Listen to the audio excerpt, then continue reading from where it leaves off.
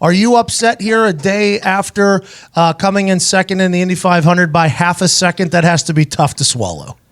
I'm not happy about it. It was a range of emotions yesterday, right? Because obviously the race started out, we had a good car. We got to the front when we needed to, and then, shit kind of hit the fan, and we were dealing with a lot of different levels of adversity. I was probably the most angry I've ever been in a race car. Kind of got to the lead with 15 laps to go, and ultimately we just didn't have the speed to get it done. So I was dejected at the end of the race, but ultimately, I think it was an awesome 103rd running of the Indy 500. It was a great show. Great to have NBC as a partner for this one, and to really bring IndyCar back to where it should be. So ultimately, it was a success for the series, which is good for all of us. But yeah, no, today still sucks. You stole the show, man. I know Simon did the sweep of May here, winning the Grand Prix, the pole, and the Indy 500. He had an incredible car. There was a lot of chatter about that. But the way you were driving reminded me like back in the day when racing was like number one, when people like wanted to pull for their guy to go and get it, kind of balls to the wall. And I feel like, is that your style normally? You're a bit aggressive on a normal basis, but yesterday it seemed like a little bit of a different animal. No, I think that is my style. It's just I don't let it out in verbally and as expressively as I did yesterday. So the thing that really set me off, if we're going to be honest, was so we came into the pits from the lead, and for the third Indy 500 in 4 years, like we couldn't get fuel in the car. And this was through no fault of any person. It was a mechanical failure. It happens to the best of them. But it was just like, here we go again. We're coming in a really good position, and the thing that's plagued me, granted, it's what set me up for the victory in 2016, but irregardless, it's been just a hurdle that we haven't been able to overcome for one reason or another. And usually the pit stops are 7 to 8 seconds. This one was 23 seconds, and I just lost it. Honestly, you were beating the hell out of your little steering wheel there. They were talking about how each of those steering wheels is like worth $1 million. And you're just beating the living hell out of that thing. During the red flag, they asked me, they were like, do we need to bring you the spare? Because like they were concerned that like I broke the screen or something. And I have a left wrist injury that I've had kind of since the winter. And I was beating it so hard with my right hand that now I have like a right wrist injury. So I'm just doubly screwed for Detroit next week. You drove by a guy who was a lap down, and it seemed as if he was kind of blocking you. He was. And okay. I think his name's Oriol Serbia or something like that. And you drove by him at 220 miles an hour with your injured wrist now that we're knowing, and you lifted it up in a fist. Are you guys told that you can't flip middle fingers during the race, and that was just kind of like, you get it, this is a fuck you? I mean, we're not told, but I mean, my main partner's Nap Auto Parts, and then, I drive for Honda. And I mean, those are two fairly conservative brands, so I don't want to be that guy, but I think the point came across without me actually having to do it. I agree, 1,000%. I feel like it was a win-win. What I was impressed by is when I'm riding shotgun and somebody's driving on a highway, okay? Yes. I like to do the air dolphin out the window. You know what I mean? Right. Dolphin, dolphin. Cobra. You know what I mean? And whenever your hand's locked up in that Cobra, and if it's going like 70, 80 miles an hour, it's hard to get your hand back into a standard window. You were going 220 miles an hour, just rocking your fist like an old fucking man.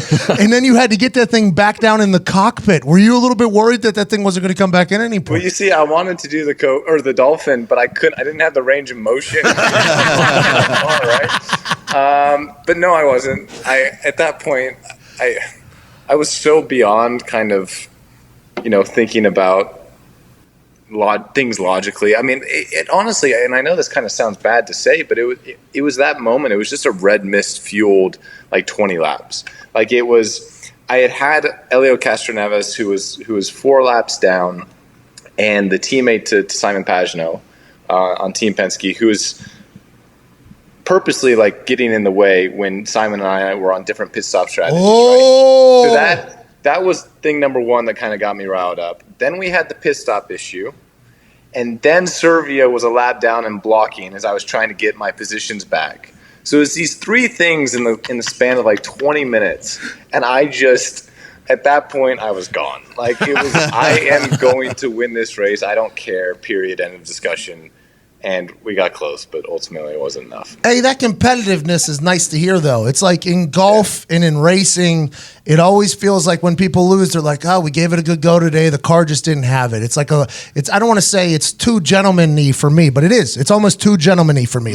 Like golf, if a guy misses, he's like, oh, just the ball wasn't falling away. Well, fuck it could have. You chose for it not to. In most sports, in physical sports, there's a lot of competitive juices going. And I think you showing that is good for IndyCar. That's why I don't know what everybody else is telling you, but I think it's good for IndyCar. Well, dude, so like I was disappointed, obviously, last night going out to dinner with kind of my close group of friends and family, and like we just started looking at the social media, and people were like such a fan of that. And, I never realized that, because for me, I came from racing in Europe, and you're very much supposed to kind of be in this corporate box and kind of follow the script and do what they say and be who they as the team want you to be.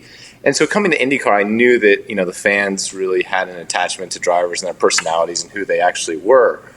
But like I never really showed a huge amount, because still I go to the racetrack to do a job, and the job is to win. And if we do that, then great. If not, it's a disappointment. But yesterday, like people, I guess, had an attachment to the frustration and anger a little bit. So that's cool. Well, it looked like you really wanted to go win it, as opposed to just let something. It was like you really wanted to go win that thing. And when you're talking about the Indy 500, you're talking about the grandest spectacle in racing or whatever. I mean, it was just cool to see that side. Danica, I watched the stream for the first time. I stole it, so you guys don't get any credit for that. I apologize. Probably going to fuck up the contract later for you, but thanks. Yeah, no problem. Well, I think they should show it in Indianapolis. That's neither here nor there. I don't want to get into the business of it, but I stole the stream through Reddit. Shout out Nick, smarter than me, sent me a stream to watch it at my house while I was watching my dogs. So I'm all 9 of them. Too many, dude. Yeah. Rossi, there's too many animals there. Did you watch my IG story after the race? I didn't know. I thought it maybe brought you some solace. I thought really I was part of it. But I'm watching it, and Danica and Dale Earnhardt Jr. are there talking before the race, right? And it's right before the race goes off. And I've been a part of this crew. There's just humans on the racetrack literally 7 minutes before the fucking race is about to kick off. Yeah. And they asked Danica about it. And Danica gave this apology, basically, if she was ever rude to anybody, because Danica does have a reputation around Indiana and Indianapolis for being rude to humans. And I assume it all revolves around this time here.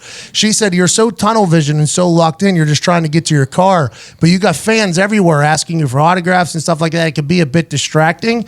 How do you handle the pre-race jitters knowing that you're about to go to war here for 200 laps and really get after it?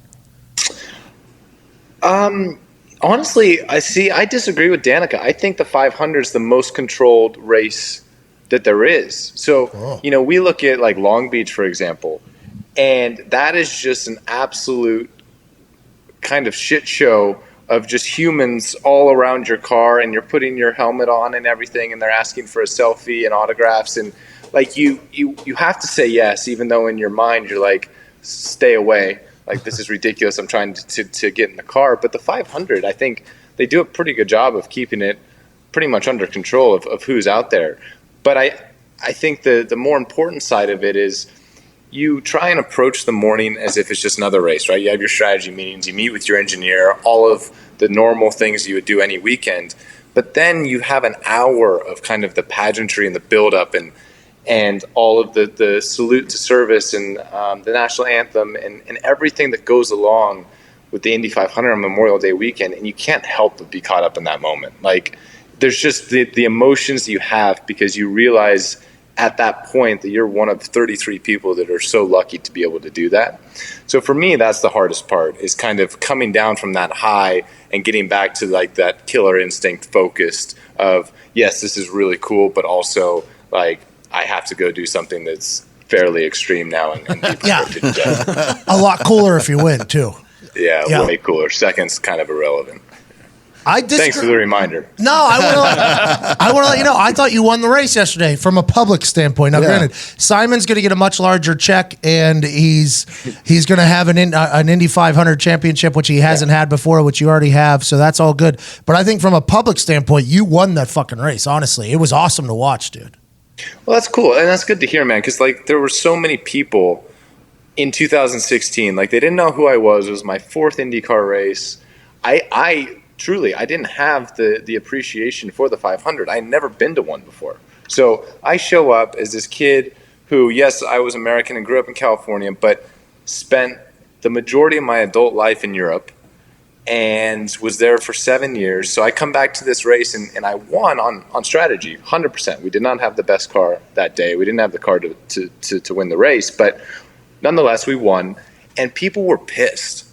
And in a way, like, now that I'm 3 years removed from that and a full-time guy, like, I can almost see that. Because for me, the last thing I want is to go to the 500 this year and have one of, like, the part-time guys win. I mean, Connor would have been awesome. That would have been amazing. But, like, some of the other people, because it's just like you haven't been through the whole process of the year and the build-up and all of that. So I get why people kind of had that against me, whether it was right or wrong. So the fact that, we've been able to kind of straighten that ship in terms of public perception, I think is really cool. And I'm glad to hear that it's going in the right direction. Well, I think you did an incredible job.